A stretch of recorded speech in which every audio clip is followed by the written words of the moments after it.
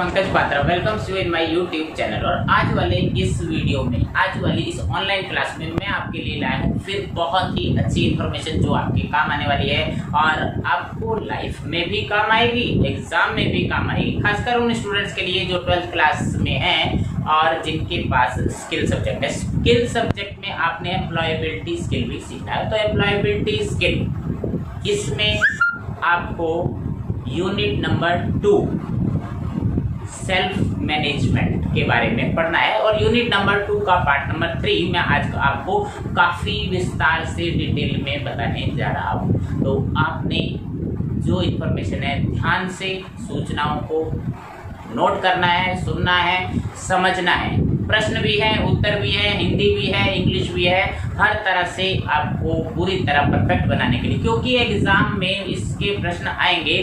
तो जैसा आपको पता है हर एक मार्क्स जरूरी होता है, हर जो है अंक आपके लिए बहुत ही इम्पोर्टेंट है। आपको अच्छे अंक लाने हैं और आपने इसीलिए इस वीडियो पर क्लिक करा है। थंबनेल से आपको काफ़ी कुछ पता लग गया होगा, लेकिन क्या क्या आज इस वीडियो में होने वाला है मैं आपको शॉर्ट में बता देता हूं ताकि वीडियो ज़्यादा बड़ा ना हो। आज आपने आत्म जागरूकता, सेल्फ अवेयरनेस, अगर आप सेल्फ अवेयर नहीं है यानी आत्म जागरूक ही नहीं है तो आप लाइफ में कुछ नहीं कर सकते। आपको सेल्फ जागरूक होना पड़ेगा। सेल्फ जागरूकता पता ही नहीं है होती क्या है, तो आज वाले वीडियो से आपको पता लगेगा कि आप सेल्फ जागरूकता होती क्या है। आप स्वयं में देखें कि आप सेल्फ जागरूक है या नहीं है। पर्सनैलिटी किसे कहते हैं, व्यक्तित्व क्या होता है, पर्सनैलिटी का क्या प्रभाव होता है। पर्सनैलिटी, अच्छी पर्सनैलिटी, अक्सर आपने देखा होगा कि पर्सनैलिटी डेवलपमेंट के कहीं ना कहीं आपने देखा होगा कि कोर्सेज होते हैं। पर्सनैलिटी पता लग जाए कि होती क्या है, हम अपनी पर्सनैलिटी में कैसे सुधार कर सकते हैं। तो ये सारा वीडियो आपको एंड तक देखना है और हाँ, कमेंट बॉक्स में कमेंट करना ना भूले। वीडियो की एक एक बात को बड़े ध्यान से सुनना है, नोट करना है। पर्सनैलिटी के लक्षण क्या होते हैं, व्यक्तित्व के लक्षण क्या होते हैं, बिग 5 फैक्टर्स ऑफ पर्सनैलिटी, ये आपको एग्जाम में पूछ सकते हैं कि पर्सनैलिटी के मापदंड, 5 मापदंड होते हैं, वो आपको आज वाले इस वीडियो में पता चलेगी। और कॉमन पर्सनैलिटी डिसऑर्डर, अगर किसी की पर्सनैलिटी में कोई विकार आ जाता है तो आपको डॉक्टर के पास जाना पड़ता है। लेकिन सबसे पहले ये तो पता लगे कि पर्सनैलिटी में विकार है, डिसऑर्डर है या नहीं है। तो वो कॉमन डिसऑर्डर भी बताए जाएंगे। उसके बाद क्लस्टर यानी डिसऑर्डर का गुच्छा, cluster A, cluster B, cluster C. Personality disorder को 3 भागों में बांटा है विद्वानों ने। तो वो तीनों क्लस्टर की डिटेल्ड इंफॉर्मेशन आज आपको दी जाएगी।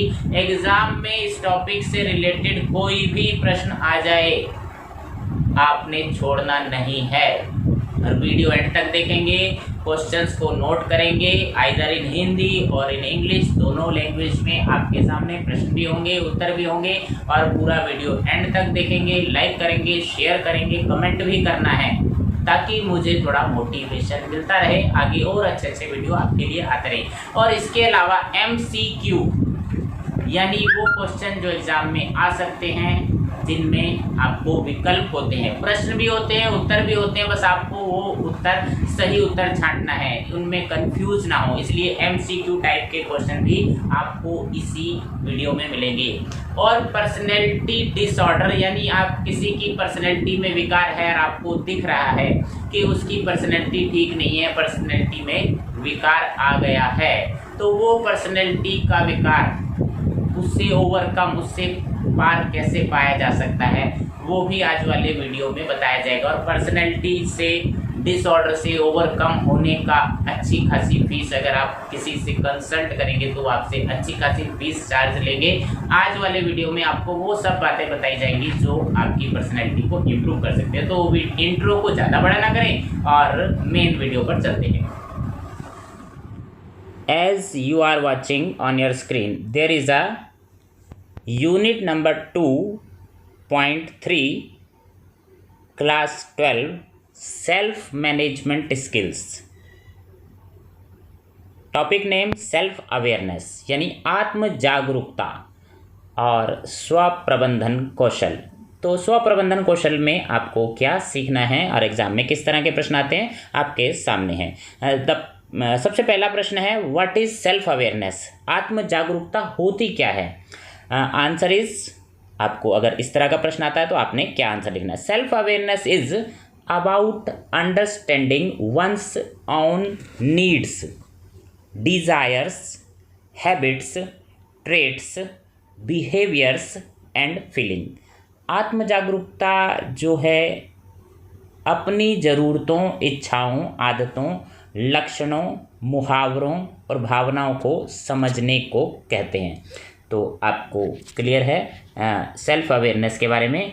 और दूसरा प्रश्न आपके सामने स्क्रीन पर, right a short story on self awareness. अब सेल्फ अवेयरनेस की डेफिनेशन आपने समझ ली, उसका मीनिंग समझ लिया, लेकिन इसके ऊपर अगर हम शॉर्ट स्टोरी आपको बताएं तो आप इसका अर्थ और आसानी से समझ सकते हैं। वो शॉर्ट स्टोरी क्या है? Following story will help to understand the self awareness easily. आपके सामने प्रश्न इंग्लिश मीडियम में है और हिंदी में भी है, दोनों तरह से आप प्रश्नों को नोट करेंगे और अपनी नोटबुक में और इनको याद करेंगे, आप एग्जाम में बहुत अच्छे मार्क्स ला सकते हैं। तो स्टोरी क्या है? A monk slowly walks along a road. एक साधु सड़क के साथ किनारे किनारे सड़क के साथ साथ जा रहा था। When he hears a galloping horse, और उसने एक सरपट दौड़ते घोड़े की आवाज़ सुनी। He turns around to see a man riding the horse. वह मुड़ा, उसने देखा कि एक व्यक्ति घोड़े पर चढ़ा हुआ है, सवार है, मूविंग इन हिज डायरेक्शन, और उसकी तरफ ही आ रहा है। When the man comes closer, जब व्यक्ति पास आया, द मॉन्क आस्क्स, तो साधु ने उससे पूछा, वेयर आर यू गोइंग? आप कहाँ जा रहे हैं? To which the man replies, इस प्रश्न का उत्तर व्यक्ति ने दिया, आई डोंट नो, मैं नहीं जानता, आस्क द हॉर्स, घोड़े से पूछो, एंड राइड्स अवे, और चला गया। The above story tells us when we are not aware of our selves.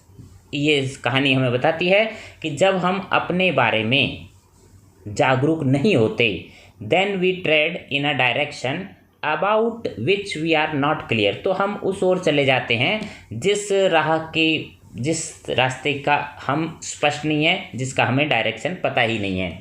जैसे कि वो व्यक्ति घोड़े पर सवार है और चला जा रहा है और कहता है कि घोड़े से पूछो कि ये मैं किधर जा रहा हूँ।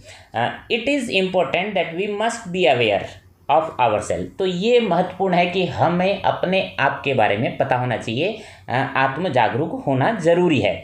Awareness of our self is called self awareness, और अपने आप के प्रति जागरूक होना ही सेल्फ अवेयरनेस है, आत्म जागरूकता कहलाता है। तो अब आपको आत्म जागरूकता के बारे में क्लियर हो गया होगा। अब चलते हैं, वीडियो को ज़्यादा बड़ा न करते हुए, क्वेश्चन तीसरा प्रश्न आपके सामने, why anyone need to aware your self.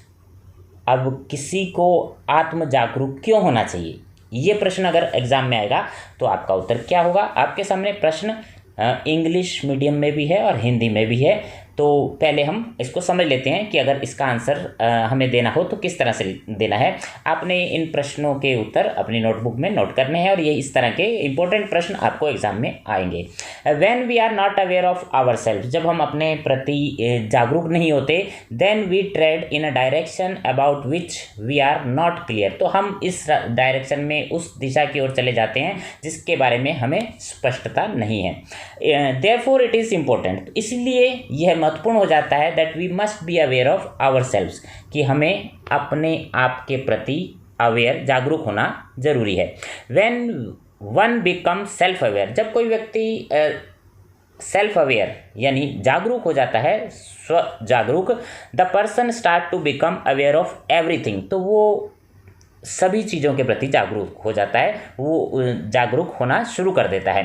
And looks at things और सिचुएशन ऑब्जेक्टिवली, और वो चीज़ों को उद्देश्यपरक रूप से देखने लगता है और स्थितियों को समझने लगता है।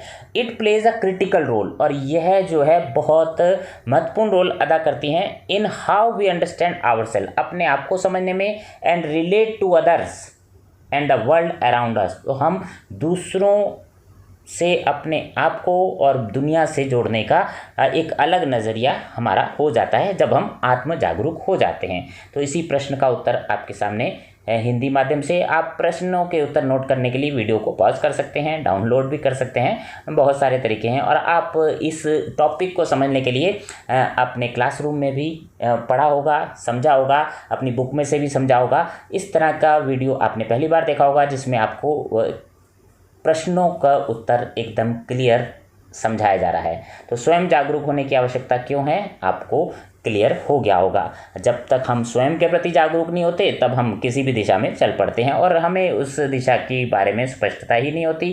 और जब तक हमें खुद के बारे में नहीं पता तो आत्म जागरूक नहीं है तो बहुत सारी प्रॉब्लम्स आ सकती हैं, स्थितियों को हम ठीक से समझ नहीं पाते और आसपास की दुनिया को भी नहीं समझ पाते।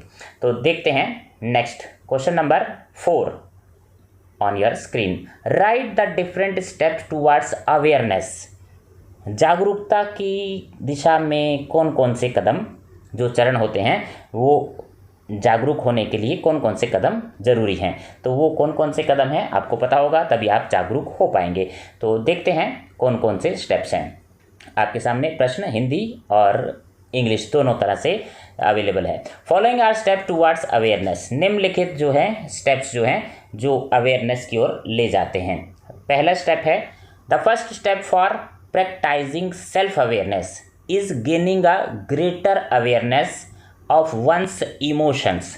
अपने इमोशंस यानी भावनाओं पर सेल्फ अवेयर होना, ये सबसे पहला स्टेप है। There are various emotion. बहुत सारे इमोशंस होते हैं एक व्यक्ति के अंदर। कभी व्यक्ति गुड अच्छा महसूस करता है, हैप्पी, स्टेयर्ड,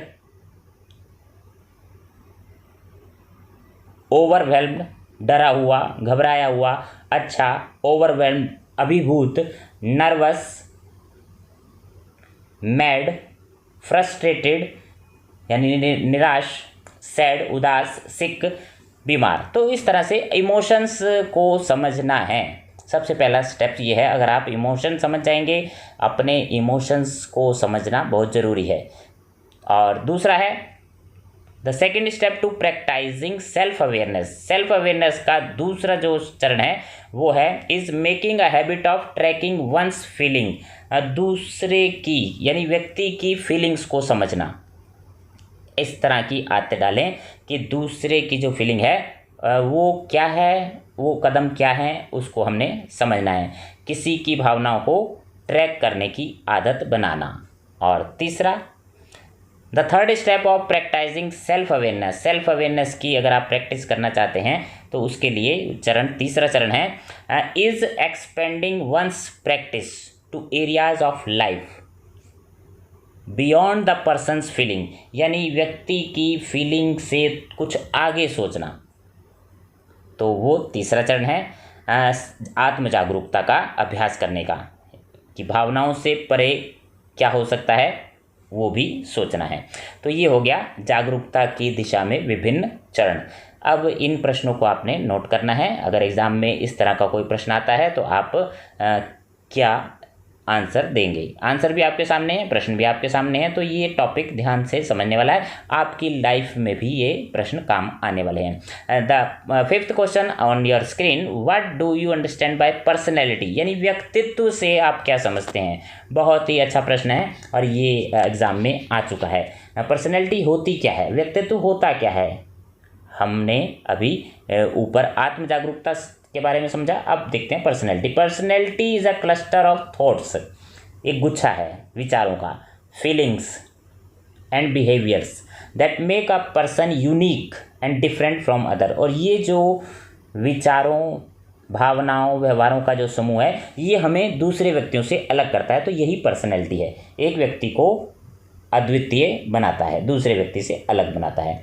आंसर आपने अच्छे से समझ लिया होगा और इसको नोट करना है। एक दो बार आप दोबारा से वीडियो को देख सकते हैं और चीज़ों को अपने माइंड में क्लियर करते रहें। Next question is on your screen, what is personality trait.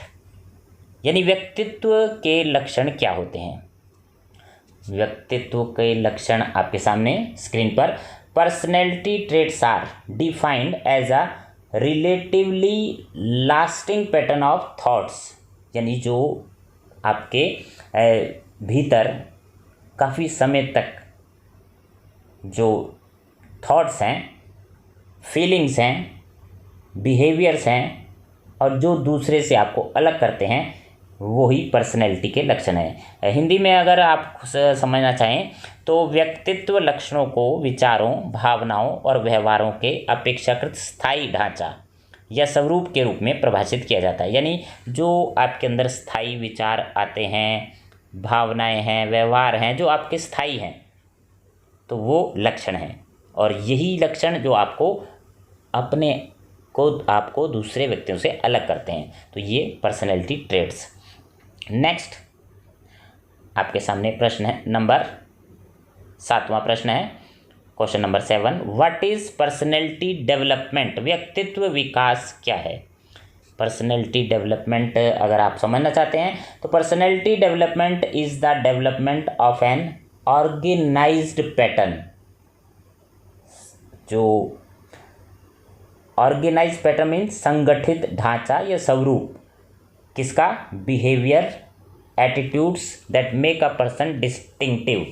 तो पर्सनैलिटी डेवलपमेंट जो है व्यक्तित्व विकास, व्यवहार और दृष्टिकोण के संगठित स्वरूप का विकास है जो एक व्यक्ति को दूसरे से अलग बनाता है। तो इस तरह के प्रश्न अगर शॉर्ट क्वेश्चन एग्जाम में आते हैं तो आप इस तरह से इसको आंसर दे सकते हैं और याद कर सकते हैं। How personality is formed? ये पर्सनैलिटी कैसे व्यक्तित्व बनता है? तो हर एक का व्यक्तित्व अलग होता है, तो वो कैसे बनता है? Personality development occurs by the on going interaction of temperament. ये एक सतत प्रक्रिया है, on going interaction of temperaments, यानी आपका व्यक्तित्व का विकास स्वभाव, करेक्टर यानी चरित्र, एंड एनवायरनमेंट परिवेश की सतत अंतःक्रिया से होता है। और ये क्रिया जो है पर्सनैलिटी जो बनती है ये लगातार चलने वाली क्रिया से बनती है। Culture also plays an important role in shaping personalities. व्यक्तित्व के निर्माण में संस्कृति की भी महत्वपूर्ण भूमिका होती है। आपकी आसपास का परिवेश, आपकी संस्कृति जो है उससे भी व्यक्तित्व का निर्माण होता है और ये व्यक्तित्व बनता है। चलते हैं next question number 9। Why personality is so important? Personality महत्वपूर्ण क्यों है? आपके सामने प्रश्न हिंदी और इंग्लिश में। Personality development not only makes you look good. Personality का जो विकास है वो आपको, पर्सनैलिटी की बहुत अच्छी कक्षाएं अक्सर कोचिंग सेंटर में आपको देखने को मिलेंगी। इस वीडियो में आपको पर्सनैलिटी के बारे में बहुत कुछ जानने को मिल रहा है। Personality development not only makes you look good. Personality का जो विकास है वो आपको दिखने में अच्छा बनाता है एंड प्रेजेंटेबल, और आपको जो है प्रस्तुतिकरण के योग्य बनाता है। But also helps you face the world with a smile. और इस पर्सनैलिटी के विकास से ही आप वर्ल्ड को, दुनिया को, विश्व को मुस्कान के साथ फेस कर सकते हैं, सामना कर सकते हैं।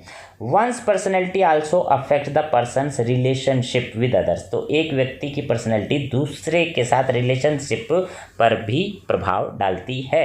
अगर पर्सनैलिटी अच्छी है तो अच्छे रिलेशन होंगे। ए पॉजिटिव पर्सनैलिटी, सकारात्मक व्यक्तित्व, can lead to better performance. तो उससे आपकी परफॉर्मेंस, आप आगे की ओर बढ़ेंगे, बेटर जो रहेगी। इंक्रीज प्रोडक्टिविटी, आप जो है उत्पादकता में वृद्धि होगी। एंड कॉर्डियल रिलेशनशिप, आपके रिलेशन भी अच्छे रहेंगे, दूसरों के साथ सौहार्दपूर्ण रिलेशन होंगे।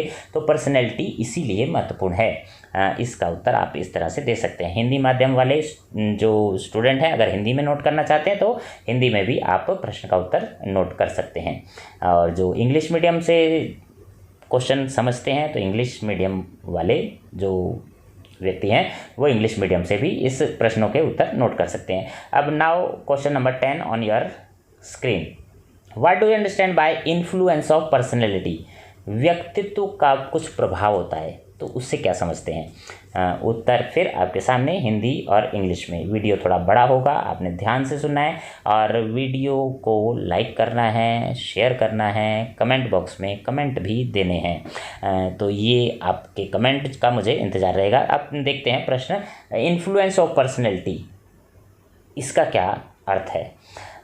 Personality affects all aspects of individuals performance. आपकी पर्सनैलिटी जो है, किसी व्यक्ति की पर्सनैलिटी जो है परफॉर्मेंस पर प्रभाव डालती है, उसका प्रभाव होता है, इंडिविजुअल परफॉर्मेंस पर प्रभाव होता है। Even how he she reacts to situation in life, वो सिचुएशन को लाइफ में किस तरह से रिएक्ट करते हैं, उसका जो प्रतिक्रिया करते हैं। तो अगर पर्सनैलिटी का यही प्रभाव होता है। Individuals shall set clear goals for themself, व्यक्ति जो है अपने लिए स्पष्ट गोल सेट करते हैं, निर्धारित करते हैं, for themself and diligently pursue them, और उसके जो है गोल के पीछे लगन से लगे रहते हैं। बिहेवियरियल टेंडेंसीज लाइक एंग्जाइटी, व्यवहारात्मक जो क्रियाएं हैं जिनमें anxiety, stress, Perseverance and consciousness reflected in personality traits, ये पर्सनैलिटी ट्रेट्स पर प्रभाव डालते हैं। कैन इन्फ्लुएंस एकेडमिक परफॉर्मेंस, और इससे जो है आपकी एकेडमिक परफॉर्मेंस भी प्रभावित होती है। हिंदी माध्यम के स्टूडेंट हिंदी में लिख सकते हैं, समझ सकते हैं, आपके पास उत्तर हिंदी और इंग्लिश दोनों में है। व्यक्तियों को अपने लिए स्पष्ट निर्धारित लक्ष्य रखने चाहिए और लगन से उनका पीछा करना चाहिए। व्यक्तित्व लक्षणों में परिलक्षित चिंता, तनाव, दृढ़ता और कर्तव्य निष्ठा जैसी व्यावहारिक प्रवृत्तियां अकादमिक प्रदर्शन को प्रभावित कर सकती हैं। तो ये आपका उत्तर है। Next question number 11, right the names of big 5 factors of individuals personality. व्यक्ति के व्यक्तित्व के बिग 5 फैक्टर्स के नाम बताने हैं। अगर आपके से कोई पूछे कि बिग 5 फैक्टर मॉडल क्या हैं और उनके नाम क्या हैं, तो आप क्या नाम देंगे? सबसे पहला बिग 5 फैक्टर्स में आता है ओपननेस, खुलापन। दूसरा है कॉन्शियसनेस यानी चेतना, और तीसरा है एक्स्ट्रावर्जन, एग्रीएबलनेस चौथा, और पांचवा है न्यूरोटिसिज्म। हिंदी माध्यम में ओपननेस यानी खुलापन, कॉन्शियसनेस चेतनता, एक्स्ट्रावर्जन बहिर्मुखता, एग्रीएबलनेस सहमतता और न्यूरोटिसिज्म विक्षिप्तता। तो ये बिग 5 फैक्टर्स आपको अगर एग्जाम में आते हैं तो आप इन पांचों के नाम दे सकते हैं। Next question number 12, describe the 5 parameters of individuals personality. अब वो जो ऊपर हमने 5 पैरामीटर पढ़े हैं, नाम लिखे हैं, अब उनको कह रहे हैं डिस्क्राइब करो। आपके एग्ज़ाम में किसी एक को भी डिस्क्राइब करना हो सकता है, या 5 के बारे में भी हो सकता है, या किसी 2 के बारे में। तो डिस्क्राइब करना होगा तो आप ओपननेस को किस तरह से डिस्क्राइब करेंगे यानी वर्णन करेंगे। तो ओपननेस क्या होती है? Individuals with openness to experience are generally creative. ऐसे व्यक्ति जो है ना क्रिएटिव होते हैं, क्यूरियस, एक्टिव, फ्लेक्सिबल, एडवेंचरस होते हैं। ओपननेस का मीनिंग ये है। If a person is interested in learning new things, कोई व्यक्ति अगर नई चीज़ें सीखने में इंटरेस्टेड है, मीटिंग न्यू पीपल, नए लोगों से मिलना चाहता है, मेकिंग फ्रेंड्स और फ्रेंड्स बनाना चाहता है, and likes visiting new places, नए नए स्थानों पर जाना चाहता है, the person can be called open minded. तो ऐसे व्यक्ति जो है ओपन माइंडेड होते हैं, यानी ओपननेस आपको क्लियर हो गया होगा। दूसरा जो है consciousness, individual who listen to their conscious, जो व्यक्ति अपनी कॉन्शियस को सुनते हैं, आर सेल्फ डिसिप्लिन्ड, वो सेल्फ डिसिप्लिन होते हैं, do their work on time, अपना काम समय पर पूरा करते हैं, take care of others before themselves, दूसरों की हेल्प करते हैं, एंड केयर अबाउट अदर्स, अपनी और दूसरों की दोनों की हेल्प करते हैं, फीलिंग्स का ध्यान रखते हैं। तो ये कॉन्शियसनेस व्यक्ति होते हैं। आपने देखा होगा अपनी क्लास में, अपने आसपास इस तरह के लोग आपको मिले होंगे। तो ओपननेस, कॉन्शियसनेस आपके सामने है। अब तीसरे टाइप जो है बिग 5 फैक्टर्स का, एक्स्ट्रावर्जन। एक्स्ट्रावर्जन क्या होता है? एक्सट्रोवर्ट्स यानी बहिर्मुखता, आर इंडिविजुअल्स, ऐसे लोग जो होते हैं who love interacting with people, दूसरों से इंटरेक्ट करने अच्छा समझते हैं। Around and are generally talkative, ये लोग बातूनी होते हैं साधारणतः।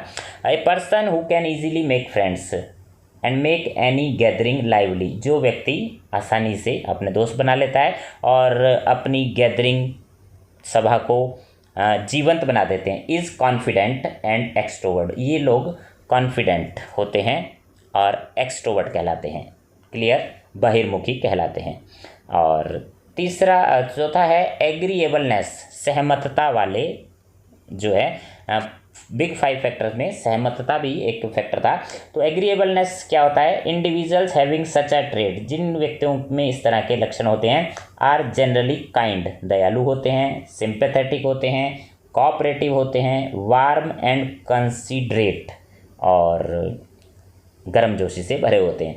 दे accommodate themselves in any situation, वो किसी भी परिस्थिति में जो है अकोमोडेट कर लेते हैं और अपना गुजारा कर लेते हैं। For example people who help to take care of others, उदाहरण के तौर पर people who help to take care of others, दूसरों की मदद करते हैं, जनरली एग्रीएबल, ये लोग सहमतता वाले व्यक्ति होते हैं। और अब चलते हैं लास्ट, न्यूरोटिसिज्म क्या होता है? हिंदी माध्यम वाले स्टूडेंट्स आपके सामने हिंदी में भी उत्तर हैं। न्यूरोटिसिज्म पहले समझ लेते हैं। न्यूरोटिसिज्म इज अ ट्रेट, ये भी एक लक्षण है, where in individual show tendency towards anxiety, जहाँ व्यक्ति के अंदर एंग्जाइटी होती है, सेल्फ डाउट्स होते हैं, डिप्रेशन होता है, shyness and other similar negative feeling, नकारात्मक फीलिंग्स, विचार होते हैं ऐसे व्यक्तियों के मन में, तो न्यूरोटिसिज्म होता है। People who have difficulty in meeting others, ऐसे लोग दूसरों से मिलना में डिफ़िकल्टी महसूस करते हैं। And worry too much about things, और थिंग्स चीज़ों के बारे में चिंतित रहते हैं। शो साइन ऑफ न्यूरोटिसिज्म, ऐसे व्यक्ति न्यूरोटिसिज्म कहलाते हैं। अब देखते हैं हिंदी में इनका उत्तर क्या है। पहला है खुलापन, अनुभव के लिए खुलेपन वाले व्यक्ति आमतौर पर रचनात्मक, जिज्ञासु, सक्रिय, लचीले, साहसी होते हैं। यदि कोई व्यक्ति नई चीज़ें सीखने, नए लोगों से मिलने, दोस्त बनाने में रुचि रखता है और नई जगह पर जाना पसंद करता है, तो ऐसे व्यक्ति को खुले विचारों वाला कहा जा सकता है। दूसरा है चेतनता, जो व्यक्ति अपने विवेक की बात सुनते हैं, अपने मन की बात सुनते हैं, स्वयं अनुशासित होते हैं, समय पर अपना काम करते हैं, अपने से पहले दूसरे का ख्याल रखते हैं, दूसरों की भावनाओं की परवाह करते हैं, वो चेतन होते हैं।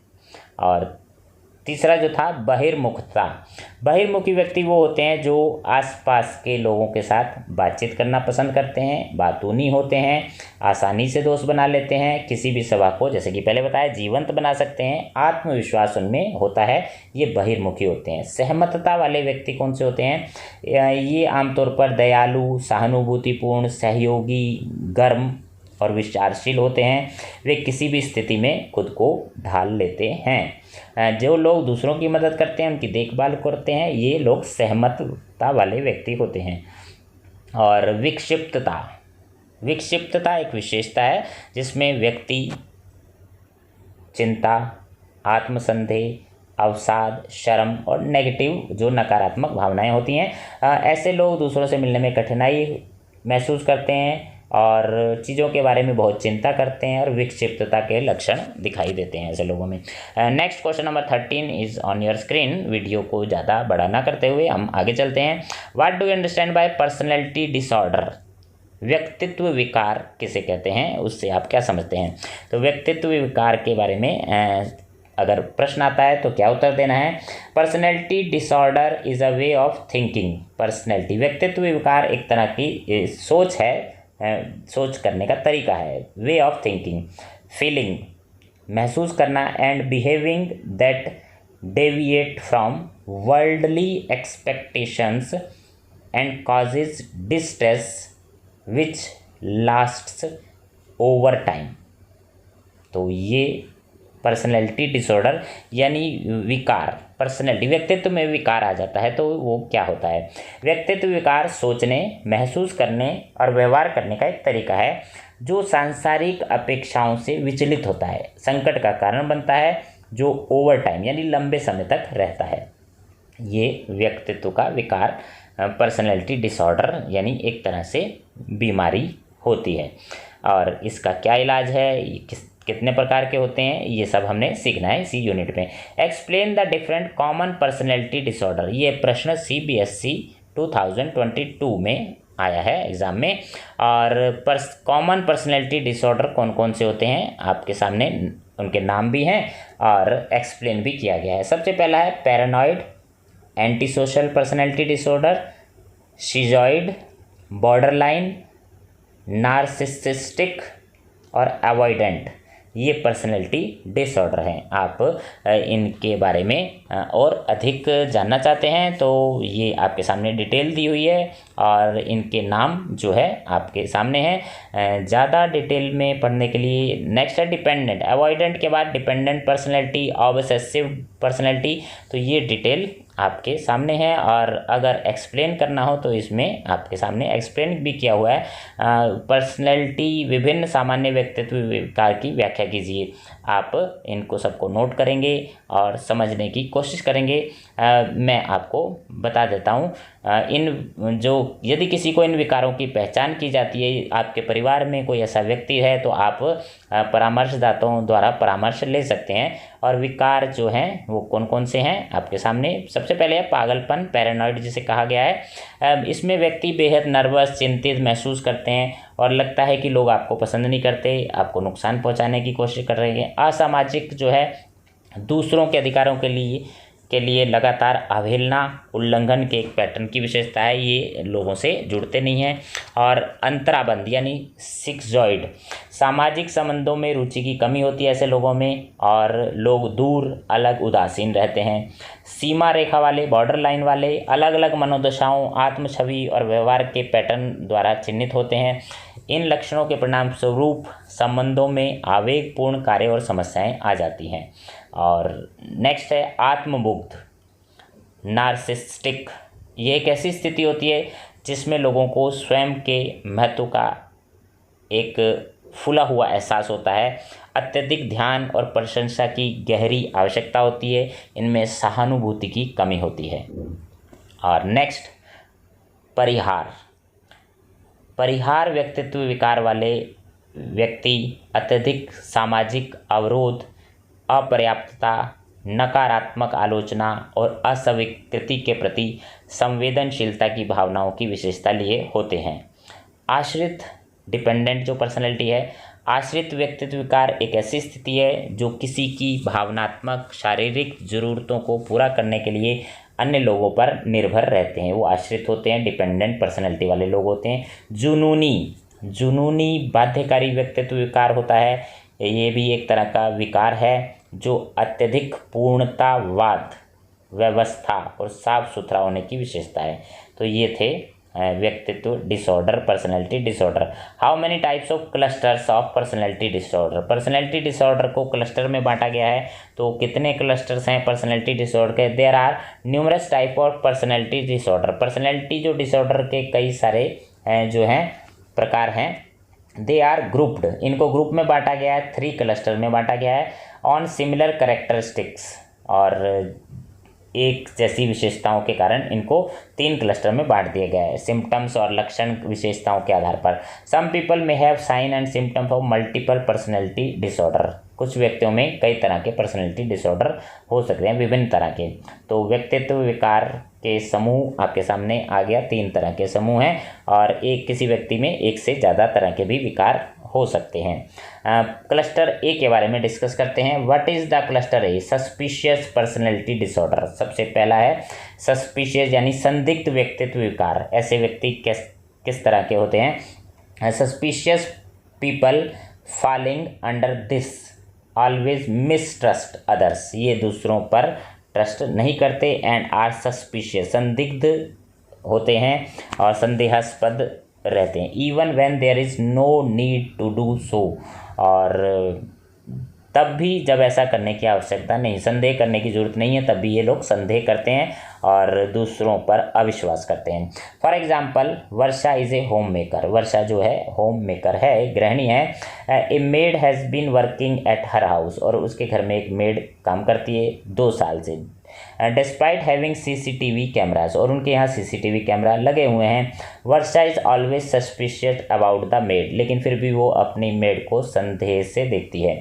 She follows her all the time, और उसका पीछा करती है। And keeps a tab on her movement, और उनकी मूवमेंट पर नज़र रखती है। This causes stress between Varsha and her made, और वर्षा और उसकी मेड के बीच में इसीलिए तनाव रहता है। तो ये हो गया संदिग्ध व्यक्तित्व विकार, जिसमें व्यक्ति दूसरों पर अविश्वास करते हैं।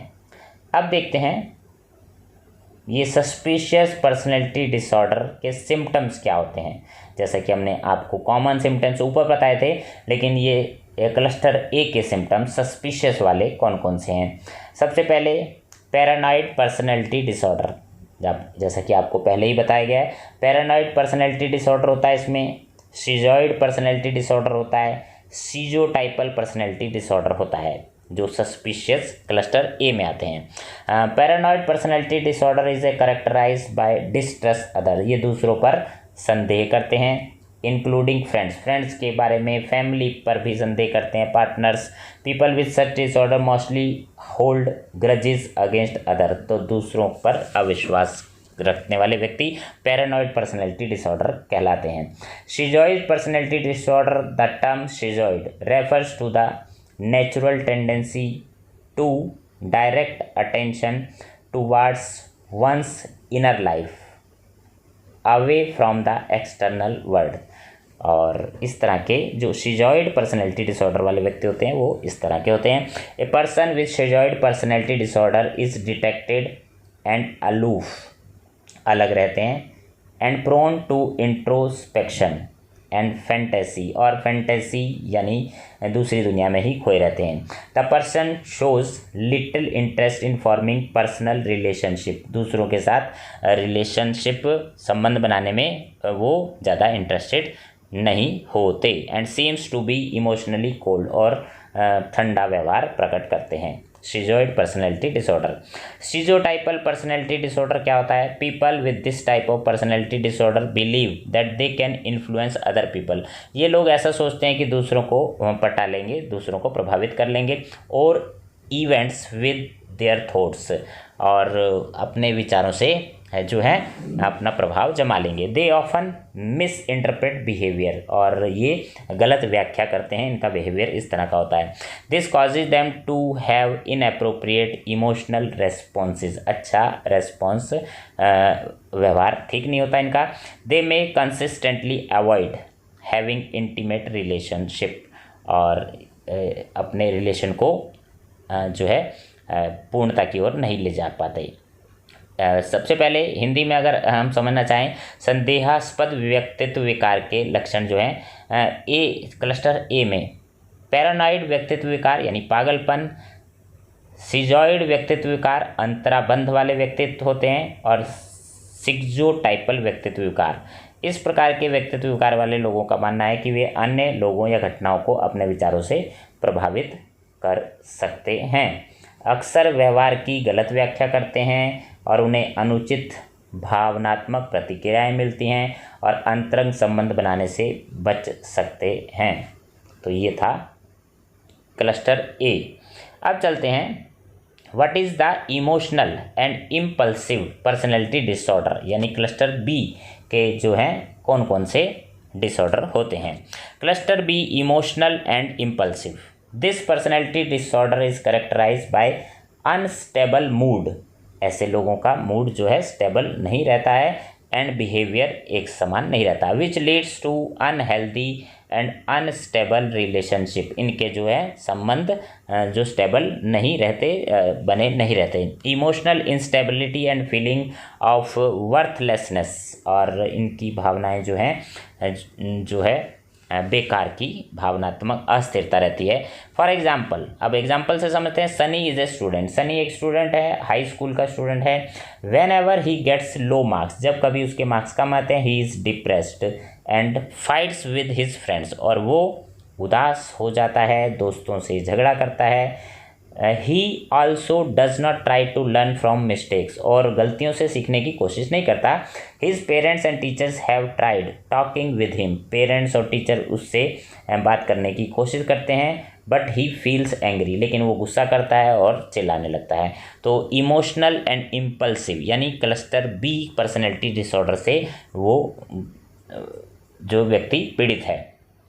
अब चलते हैं, emotional and impulsive personality disorder के लक्षण क्या होते हैं, कैसे पता लगता है कि ये व्यक्ति emotional and impulsive personality disorder से ग्रसित है। The answer is following are symptom, निम्नलिखित सिम्टम है जिससे पता लगता है कि व्यक्ति emotional and impulsive personality disorder से है। पहला है एंटी सोशल पर्सनैलिटी डिसऑर्डर, वह व्यक्ति असामाजिक होता है। और दूसरा है बॉर्डर लाइन पर्सनैलिटी डिसऑर्डर, उसके अंदर होता है। और anti social, border line, histrionic personality disorder और नार्सिसिस्टिक पर्सनैलिटी डिसऑर्डर, ये डिसऑर्डर जो है इससे पता लगता है कि व्यक्ति जो है इस विकार से ग्रसित है। और इन्हीं विकारों को अगर हम थोड़ा डिटेल में हिंदी माध्यम से समझेंगे तो आपको इजीली समझ में आ जाएगा। आपने इन प्रश्नों के उत्तर अपने नोटबुक में नोट करने हैं और थोड़ा ध्यान देकर समझना है। आपके आसपास भी कोई इस तरह का व्यक्ति हो सकता है या आपके अंदर भी कुछ इस तरह के कोई लक्षण हैं तो आपको पता लग जाएगा। भावनात्मक और आवेगी व्यक्तित्व विकार के विभिन्न लक्षण। असामाजिक व्यक्तित्व विकार, असामाजिक व्यक्तित्व विकार वाले लोग सामाजिक नियमों की अवहेलना करते हैं, चिड़चिड़े होते हैं, आवेगपूर्ण तरीके से कार्य करते हैं, अपराध बोध की कमी होती है, यानी अपराध करते हैं लेकिन उसको समझ नहीं पाते, अनुभव से सीखने में असफल होते हैं, झूठ बोल सकते हैं, चोरी कर सकते हैं, गाली दे सकते हैं, शराब और नशीली दवाओं के आदी भी हो सकते हैं। सीमा रेखा व्यक्तित्व यानी बॉर्डर लाइन वाले जो व्यक्तित्व वाले लोग कैसे होते हैं। सीमा रेखा व्यक्तित्व विकार वाले लोगों में अनिवार्य रूप से आत्म मूल्य की भावना की कमी होती है और इस प्रकार खालीपन की भावनाओं, परित्याग के भय का अनुभव होता है। भावनात्मक अस्थिरता, हिंसक, विस्फोट और आवेगी व्यवहार उनके स्वरूप में होते हैं। इस तरह के व्यक्तित्व विकार वाले लोगों में आत्महत्या की धमकी देते हैं, खुद को नुकसान पहुंचाने की हरकत करते हैं और तनावपूर्ण घटनाओं से निपटने में कभी कभी कठिनाई होती है, यानी वो टेंशन में आ जाते हैं। और नेक्स्ट जो है नाटकीय यानी हिस्टोरियोनिक व्यक्तित्व विकार। नाटकीय हिस्टोरियोनिक व्यक्तित्व विकार वाले लोग अक्सर अत्यधिक नाटकीय होने के कारण ध्यान आकर्षित करने का प्रयास करते हैं। वे आलोचना या अस्वीकृति के प्रति बेहद संवेदनशील होते हैं और दूसरों से आसानी से प्रभावित हो जाते हैं, उनके प्रभाव में आ जाते हैं। नेक्स्ट है आत्मबुद्ध नार्सिसिस्टिक व्यक्तित्व विकार, यानी आत्मबुद्ध व्यक्तित्व विकार वाले लोग मानते हैं कि दूसरों की तुलना में अधिक महत्वपूर्ण है, अपने आप में ही बहुत अपने आप को इम्पोर्टेंस देते हैं। उनमें उन लोगों के प्रति सहानुभूति की कमी होती है और वे अपनी उपलब्धियां बढ़ा चढ़ाकर प्रस्तुत करते हैं। तो ये था क्लस्टर बी के जो है लक्षण। अब देखते हैं cluster C. What is the anxious personality disorder. Anxious personality disorder यानी चिंतित डिसऑर्डर वाले व्यक्तित्व कैसे होते हैं, ये क्या होता है। This personality disorder is characterised by feeling of worry यानी चिंता, चिंतित रहते हैं ऐसे व्यक्तित्व विकार। भय की भावना होती है उनके अंदर, एंग्जाइटी और फियर, भय रहता है, डर रहता है, which have the potential to affect one's daily routine, और जो है इनकी वजह से उनकी डेली रूटीन लाइफ भी प्रभावित होती है। फॉर एग्जाम्पल, अब एग्जाम्पल से समझते हैं, आपको इजीली समझ में आ जाएगा। शिखा इज़ एन एल्डरली वुमेन। शिखा जो है एक बूढ़ी औरत है। She stage with her family, और फैमिली के साथ रहती है। She has a habit of washing her hands at least 20 time, और वो एक दिन में 20 बार अपने हाथ धोती हैं, यानी एंक्शियस चिंतित रहती हैं। Even after washing her hands she feels that they are not clean, और हाथ धोने के पश्चात फिर उन्हें लगता है कि हाँ हाथ ठीक से नहीं धुले हैं। एंड कंटिन्यूज रबिंग और वॉशिंग दैम, और उनको धोती रहती हैं। She neither talks to her grandchildren, वो अपने जो ग्रैंड चिल्ड्रन हैं उनसे भी बात नहीं करती। Not does she participate in her family, और फैमिली एक्टिविटीज़ में भी पार्टिसिपेट नहीं करती। तो ऐसे लोग एंक्शियस पर्सनैलिटी डिसऑर्डर में आते हैं। तो आपको क्लियर हो गया होगा क्लस्टर सी वाले लोग किस तरह से होते हैं।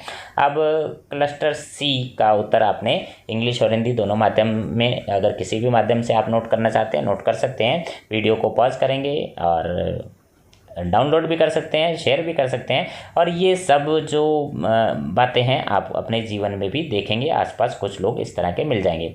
Explain the different symptoms of anxious personality disorder, कैसे पता लगेगा कोई व्यक्ति एंक्शियस पर्सनैलिटी डिसऑर्डर से ग्रसित है, तो उसके अंदर क्या क्या लक्षण आपको देखने होंगे। Following are symptoms of anxious personality disorder. सबसे पहला है अवॉइडेंट पर्सनैलिटी डिसऑर्डर। जो एंक्शियस लोग होते हैं अवॉइडेंट पर्सनैलिटी डिसऑर्डर से ग्रसित होते हैं, डिपेंडेंट पर्सनैलिटी डिसऑर्डर से ग्रसित होते हैं, और ऑब्सेसिव कंपल्सिव पर्सनैलिटी डिसऑर्डर होता है उनके अंदर। ये सब विकार होते हैं।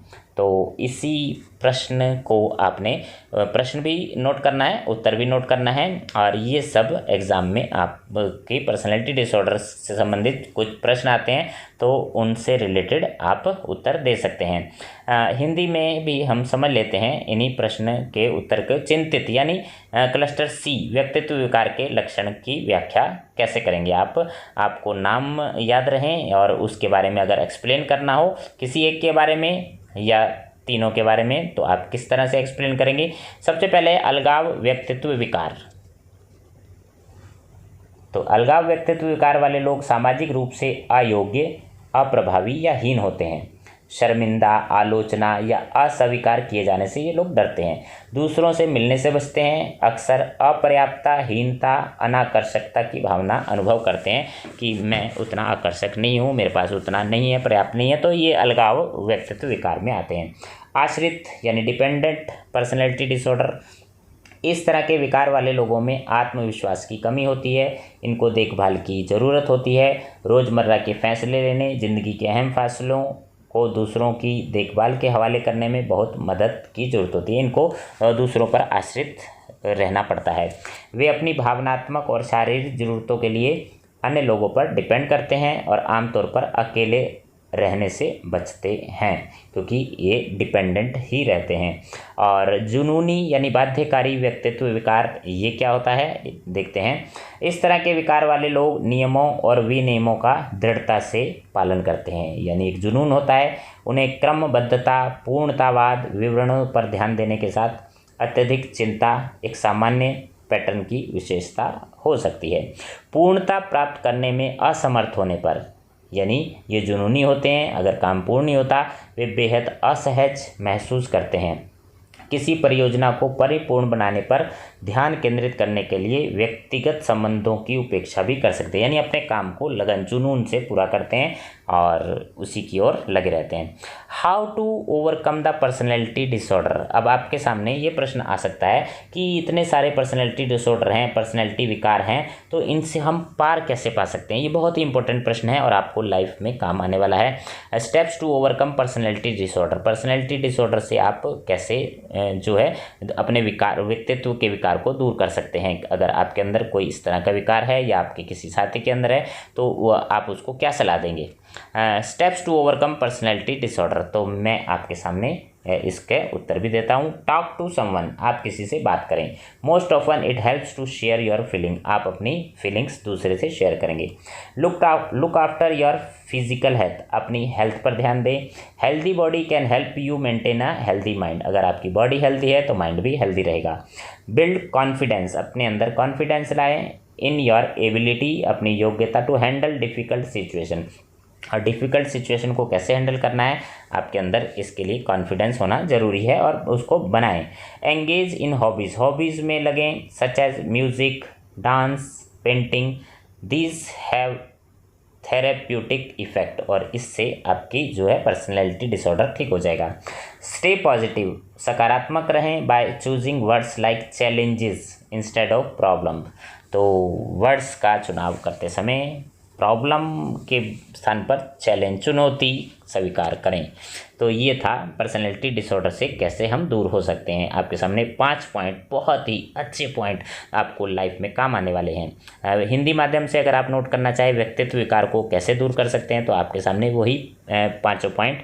किसी से बात कर लें, स्वास्थ्य का ध्यान रखें, कठिन परिस्थिति को संभालने की क्षमता और अपने आप में विश्वास पैदा करें, और अपने शौक में व्यस्त रहें, और समस्याओं के बजाय चुनौतियां शब्द चुनें, और सकारात्मक रहें।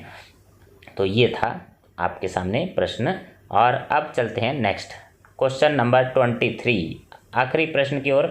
मल्टीपल चॉइस क्वेश्चन, इस तरह के क्वेश्चन अक्सर एग्जाम में आ जाते हैं। पहला प्रश्न आपके सामने 3 प्रश्न हैं, और पहला प्रश्न मैं आपको एक्सप्लेन कर देता हूँ। Which of the following is not a parameter to describe an individual's personality. निम्नलिखित में से कौन सा इंडिविजुअल पर्सनैलिटी को डिस्क्राइब करने वाला पैरामीटर नहीं है। तो आपके सामने 4 ऑप्शन है। सेल्फ कॉन्फिडेंस है, ओपननेस है, न्यूरोटिसिज्म है, एग्रीएबलनेस है। तो पर्सनैलिटी, किसी व्यक्ति की पर्सनैलिटी को डिस्क्राइब करने वाला पैरामीटर नहीं है, ये पूछा गया है। तो इस प्रश्न का उत्तर आपको अभी बाद में दिया जाएगा। अभी आपके सामने प्रश्न है। दूसरा प्रश्न, which of the following is characterised by an extreme feeling of self importance. Self importance यानी आत्म सम्मान, आत्म जो है महत्वता, एक्सट्रीम बहुत ज़्यादा, करेक्टर ऐसा व्यक्तित्व जो है वो कौन सा है। Which of the following is characterise, जो इससे संबंध है। आपके सामने फिर 4 ऑप्शन है। Narcissistic personality disorder, borderline personality disorder, dependent personality disorder, और इनमें से कोई भी नहीं। तो वो कौन सा है। Extreme feeling of self importance, जिसमें अपनी सेल्फ आत्म महत्ता ज़्यादा होती है, ऐसा करेक्टरिस्टिक बताना है। और अगला जो प्रश्न संख्या 3 आपके सामने है। Ravi has feeling of emptiness. Ravi के अंदर खालीपन की फीलिंग आती है। अबंडनमेंट एंड सुसाइड, इस तरह की फीलिंग आती हैं। What type of personality disorder, तो रवि के अंदर किस तरह का पर्सनैलिटी डिसऑर्डर है। आपने बहुत सारे पर्सनैलिटी डिसऑर्डर देखे। आपके सामने 4 ऑप्शन है। बॉर्डरलाइन पर्सनैलिटी है, डिपेंडेंट है, अवॉइडेंट है, ऑब्सेसिव है। तो चारों में से कोई एक उत्तर सही है। तो आपने उत्तर पहचानना है। अगर आप नहीं पहचान पा रहे तो इसी वीडियो के एंड में आपको उत्तर मिल जाएंगे। Question number 4, Mona is helping her sister to overcome personality disorder. Mona जो है अपनी सिस्टर की हेल्प करती है पर्सनैलिटी डिसऑर्डर से बाहर आने की। व्हाट शुड शी डू, उसे क्या करना चाहिए। 4 ऑप्शन है। Talk to her sister, engage her in hobbies, उसे हॉबीज़ में लगा दें, help her build confidence, confidence बनाने में उसकी मदद करें, या चारों ऊपर वाले तीनों, ऑल ऑफ द अबव। तो उत्तर देखते हैं। Following are the answers of above MCQ। इन MCQ के आंसर, पहले का उत्तर है सेल्फ कॉन्फिडेंस, आपके सामने है। दूसरे का उत्तर है नन ऑफ द अबव वाला उत्तर सही है। और तीसरा जो है ऑब्सेसिव पर्सनैलिटी डिसऑर्डर है, एंगेज हर इन हॉबीज़, और उसे हॉबीज़ में लगा दिया जाए। तो इस तरह से ये प्रश्नों के उत्तर हो गए। और हिंदी माध्यम से अगर आप प्रश्नों का उत्तर ढूंढ रहे हैं तो ये रहे प्रश्न, और ये आपके सामने उत्तर। किसी व्यक्तित्व का वर्णन करने के लिए कौन सा पैरामीटर नहीं है। और ये 4 जो ऊपर इंग्लिश माध्यम में थे वही आपके सामने हिंदी माध्यम में। तो वीडियो को आपने एंड तक देखा, आपका बहुत बहुत धन्यवाद। और MCQ यानी मल्टीपल चॉइस क्वेश्चन दूसरा, निम्नलिखित में से कौन आत्ममहत्व की अत्यधिक भावना की विशेषता है। और 4 ऑप्शन है, चारों में से कोई एक सही है। तीसरा प्रश्न, रवि में खालीपन, परित्याग, आत्महत्या की भावना है, यह किस तरह का व्यक्तित्व विकार है। सीमा रेखा वाला, आश्रित, अलगाव, या जुनूनी। और मोना अपनी बहन को एक व्यक्तित्व विकार से उबरने में मदद कर रही है, तो उसको क्या करना चाहिए। बहन से बात करे, उसे शौक में व्यस्त रखे, उसे आत्मविश्वास बनाने में मदद करे, या ऊपर के सभी।